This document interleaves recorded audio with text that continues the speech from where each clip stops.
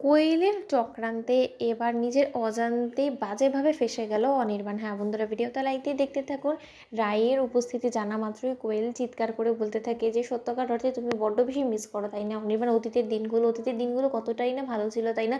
তখন আমাদের কোনো চিন্তা ছিল না, কোনো কিছুই ছিল না, শুধু আমরা একে অপরকে ভালোবাসতাম, একে অপরের সাথে কী করে টাইম স্পেন্ড করবো, কোথায় ঘুরতে যাব, কোথায় ডিনারে করতে যাব, সেই কথাই সবসময় ভাবতাম, তাই না? এখন আর সেই দিনগুলো ফিরিয়ে আনা মোটেও মনে হয় না সম্ভব। আমি বড্ড বেশি মিস করি, জানো তো? তখন এই কথা বলা মাত্র অনির্বাণও বলতে থাকে যে আসলে সেই দিনগুলো মিস করার মতনই তো, আমরা যে স্মৃতিগুলো দুজনে একসাথে মিলে তৈরি করেছিলাম, সেই স্মৃতিগুলো হয়তো বা আমাদের সেই স্মৃতির বই থেকে যাবে, এছাড়া কোনো কিছু না। কারণ বাস্তব জীবনে আমরা সেই জীবনটাকে কোনো মতেই ফিরে পাবো না কোয়েল, কারণ সেটা নেক্সট টু ইম্পসিবলে পরিণত হয়েছে। ওদিকে এই কথা বলা মাত্র রাই বলতে থাকে হঠাৎ করে তাদের মাঝখানে গিয়ে যে অনির্বাণ, এখনও তো সময় আছে, এতটাও তো সময় কেটে যায়নি, তোমরা চাইলে তো নতুন করে নিজেদের সম্পর্কটাকে ঝালিয়ে নিয়ে আবারও একসাথে সংসার করতে পারো সুখে।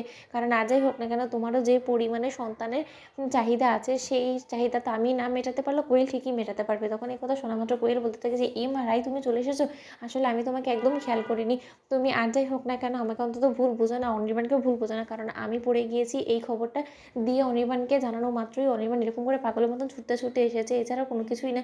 তুমি প্লিজ ওর উপরে অভিমান করো না। ওদিকে কথা বলা মাত্র রাই বলতে থাকে যে না কোয়েল, আসলে তোমার প্রতি ও টান আছে বিধি তো এরকম পাগলের মতন ছুটতে ছুটতে এসেছে। সত্যকার অর্থে যদি আমার ভালোবাসার প্রতি অনির্বাণের উপরে এতটাই জোর থাকতো, তাহলে আর যাই হোক না কেন অনির্বাণ প্রথমে আমার বাড়িতে আসারই চেষ্টা করতো, নাকি তোমার কাছে, কারণ তোমার কাছে তো একটা ডক্টরকে পাঠিয়ে দিলেও পারতো, কিন্তু তা না করে ও কী করেছে, ও নিজে চলে এসেছে। তাহলে নিশ্চয়ই তুমি বুঝতে পারছো যে তোমার ভালোবাসার প্রতি অনির্বাণের কতটা টান। তখন এই কথা বলা মাত্র অনির্বাণ বলতে থাকে যে রাই, তুমি আমাকে ভুল বুঝছো, তুমি যেটা ভাবছো সেরকম কোনো কিছুই না। আসলে যেই মুহূর্তে কিনা কোয়েল ওয়াশরুমে পড়ে গিয়েছে, সেই মুহূর্তে ডক্টর আমি কোনো মতে অ্যারেঞ্জ করতে পারছিলাম না। আমি কিছুক্ষণ আগে ডক্টরের সাথে কথা বলেছি, আর ডক্টর অন দ্য ওয়ে আছে। তারপরে ডক্টরের সাথে একবার কথা হয়ে যাক, তারপরে না হয় আমরা বিয়ের আসরে ফিরে যাবো। তখন রাই বলে থাকে যে বিয়ের আসরে ফিরে গিয়ে লাভ কী হবে বলো তো? তখন কি তোমার জন্য বিয়ে এর আসরে সকলে অপেক্ষা করছে মনে হয় তোমার এখনো পর্যন্ত? অনির্বাণ, তুমি একদমই সেন্স হারিয়ে ফেলেছো। তুমি হয়তো বা ভুলে গিয়েছো যে গোটা রাত পোহানোর পর এখন সকাল হতে চলেছে, আর স্রোতের ওদিকে বিদায়ও হয়ে গিয়েছে, কিন্তু এখনো পর্যন্ত তুমি সেই রাতের স্মৃতি নিয়েই পড়ে আছো। আসলে তুমি ভাববেই বা কী করে, কারণ কোয়েল তোমার সামনে থাকলে তুমি তো অন্য কোনো কিছু ভাবতেই পারো না, তাই না? ওদিকে এই কথা বলা মাত্র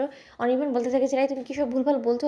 তখন রাই বলতে থাকে যে আমি তো ভুলভালই বলি, তার জন্য আর যাই হোক না, আমি তোমাদের সম্পর্কের মধ্যে ফাটল হওয়ার কারণ হতে চাই না। তার থেকে বরঞ্চ বেটার আমি আমার মতো করে আমার জীবনটাকে গুছিয়ে নেওয়ার জন্য আমি এখান থেকে চলে যাচ্ছি।